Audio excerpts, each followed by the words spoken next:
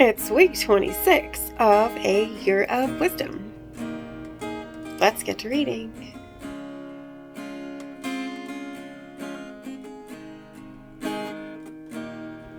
Day 181. Job 41 and 42. Can you draw out Leviathan with a hook, or snare his tongue with a line which you lower? Can you put a reed through his nose, or pierce his jaw with a hook? Will he make many supplications to you? Will he speak softly to you? Will he make a covenant with you? Will you take him as a servant forever?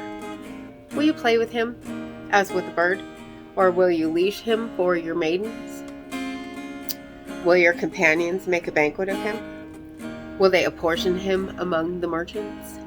Can you fill his skin with harpoons, or his head with fishing spears? Lay your hand on him. Remember the battle. Never do it again. Indeed, any hope of overcoming him is false. Shall one not be overwhelmed at the sight of him? No one is so fierce that he would dare stir him up. Who then is able to stand against me? Who has preceded me that I should pay him? Everything under heaven is mine. I will not conceal his limbs, his mighty power, or his graceful proportions. Who can remove his outer coat? Who can approach him with a double bridle? Who can open the doors of his face with his terrible teeth all around? His rows of scales are his pride, shut up tightly as with a seal. One is so near another that no air can come between them. They are joined one to another. They stick together and cannot be parted. His sneezings flash forth light, and his eyes are like the eyelids of morning. Out of his mouth go burning lights. Sparks of fire shoot out. Smoke goes out of his nostrils as from a boiling pot and burning rushes. His breath kindles coals, and a flame goes out of his mouth. Strength dwells in his neck, and sorrow dances before him. The folds of his flesh are joined together. They are firm on him and cannot be moved. His heart is hard as stone, even as hard as the lower millstone. When he raises himself up, the mighty are afraid. Because of his crashings, they are beside themselves. Though the sword reaches him, it cannot avail, nor does spear, dart, or javelin. He regards iron as straw, and bronze as rotten wood. The arrow cannot make him flee. Sling stones become like stubble to him. Darts are regarded as straw. He laughs at the threat of javelins. His undersides are like sharp potsherds. He spreads pointed marks in the mire. He makes the deep boil like a pot. He makes the sea like a pot of ointment. He leaves a shining wake behind him. One would think the deep had white hair. On earth there is nothing like him, which is made without fear. He beholds every high thing. He is king over all the children of pride. Then Job answered the Lord and said, I know that you can do anything, and that no purpose of yours can be withheld from you. You asked, who is this who hides counsel without knowledge? Therefore I uttered what I did not understand, things too wonderful for me which I did not know. Listen, please, and let me speak. You said, I will question you, and you shall answer me. I have heard of you by the hearing of the ear, but now my eye sees you. Therefore I abhor myself and repent in dust and ashes.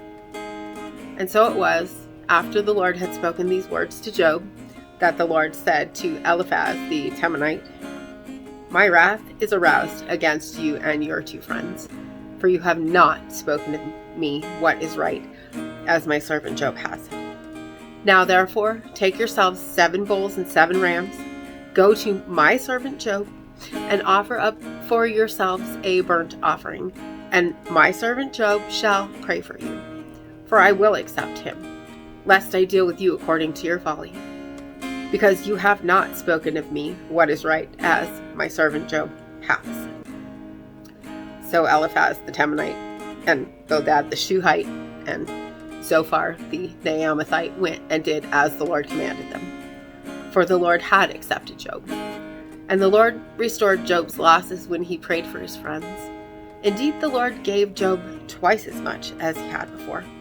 Then all his brothers, all his sisters, and all those who had been his acquaintances before came to him and ate food with him in his house, and they consoled him and comforted him for all the adversity that the Lord had brought upon him.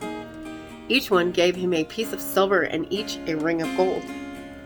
Now the Lord blessed the latter days of Job more than his beginning, for he had 14,000 sheep, 6,000 camels, 1,000 yoke of oxen, and 1,000 female donkeys. He also had 7 sons and 3 daughters, and he called the name of the first one Yamima, the name of the second Ketzia, and the name of the third Karen Hapuch. In all the land were found no women so beautiful as the daughters of Job, and their father gave them an inheritance among their brothers. After this, Job lived 140 years, and saw his children and grandchildren for 4 generations. So Job died old and full of days. Proverbs 30 and 31. The words of Agur, the son of Jakeh, his utterance. This man declared to Ithiel and Ukal, surely I am more stupid than any man, and do not have the understanding of a man. I neither learned wisdom nor have knowledge of the Holy One. Who has ascended into heaven or descended?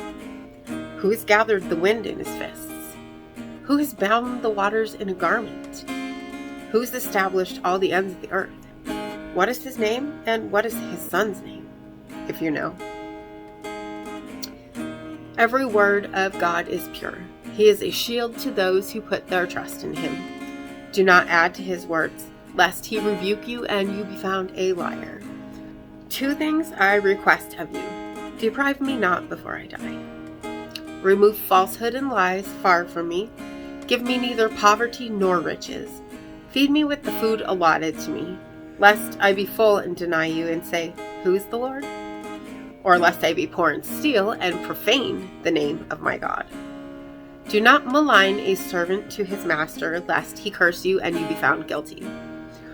There is a generation that curses its father and does not bless its mother. There is a generation that is pure in its own eyes, yet is not washed from its filthiness. There is a generation, oh how lofty their eyes are, and their eyelids are lifted up. There is a generation whose teeth are like swords and whose fangs are like knives, to devour the poor from off the earth and the needy from among men. The leech has 2 daughters, give and give. There are 3 things that are never satisfied, 4 never say enough. The grave, the barren womb, the earth that is not satisfied with water, and the fire never says enough. The eye that mocks his father and scorns obedience to his mother, the ravens of the valley will pick it out, and the young eagles will eat it. There are 3 things which are too wonderful for me, yes, 4 which I do not understand. The way of an eagle in the air, the way of a serpent on a rock, the way of a ship in the midst of the sea, and the way of a man with a virgin. This is the way of an adulterous woman. She eats and wipes her mouth and says, I have done no wickedness. For 3 things the earth is perturbed. Yes, 4 it cannot bear up. For a servant when he reigns, a fool when he is filled with food, a hateful woman when she is married, and a maidservant who succeeds her mistress. There are 4 things which are little on the earth, but they're exceedingly wise. The ants are a people not strong, yet they prepare their food in the summer. The rock badgers are a feeble folk, yet they make their homes in the crags. The locusts have no king, yet they all advance in ranks.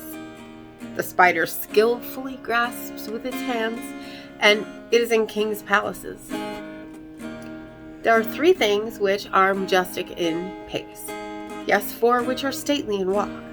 A lion which is mighty among beasts, and does not turn away from any. A greyhound, a male goat also, and a king whose troops are with him. If you've been foolish in exalting yourself, or if you've devised evil, put your hand on your mouth. For as the churning of milk produces butter, and wringing the nose produces blood, so the forcing of wrath produces strife. The words of King Lemuel, the utterance which his mother taught him. What, my son, and what, son of my womb, and what, son of my vows? Do not give strength to women, nor your ways to that which destroys kings. It is not for kings, O Lemuel.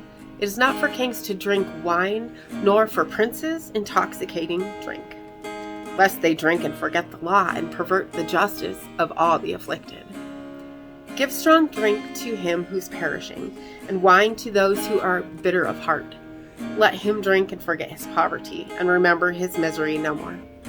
Open your mouth for the speechless, in the cause of all who are appointed to die. Open your mouth, judge righteously, and plead the cause of the poor and needy. Who can find a virtuous wife? For her worth is far above rubies. The heart of her husband safely trusts her, so he will have no lack of gain. She does him good and not evil all the days of her life. She seeks wool and flax and willingly works with her hands. She's like the merchant ships. She brings her food from afar. She also rises while it's yet night and provides food for her household and a portion for her maidservants. She considers a field and buys it. From her profits she plants a vineyard. She girds herself with strength and strengthens her arms. She perceives that her merchandise is good, and her lamp does not go out by night. She stretches out her hands to the distaff, and her hand holds the spindle.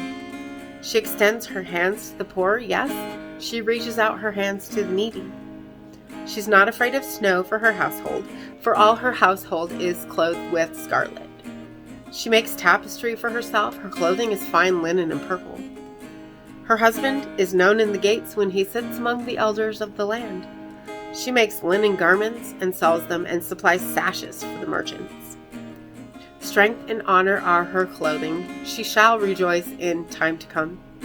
She opens her mouth with wisdom, and on her tongue is the law of kindness. She watches over the ways of her household, and does not eat the bread of idleness. Her children rise up and call her blessed, her husband also, and he praises her. Many daughters have done well, but you excel them all. Charm is deceitful, and beauty is passing, but a woman who fears the Lord, she shall be praised.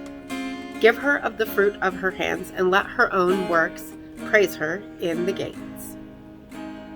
And as always, thank you so much for being here today. If you haven't already, hit that subscribe button right there and click the bell for notifications. Hit that like button for me if you would. And I will see you tomorrow. Maranatha. I know without a doubt you'll carry me out of the storm. I'm standing at the crossroads. I'm lost without a clue. I need a big pink neon sign to show me what to do. I thank you, Lord. It glorifies you when you're the only answer. I praise you, Lord, for holding what's too much for me. And I'm amazed by you, Lord, because nothing's too big and nothing's too small to lay at your feet.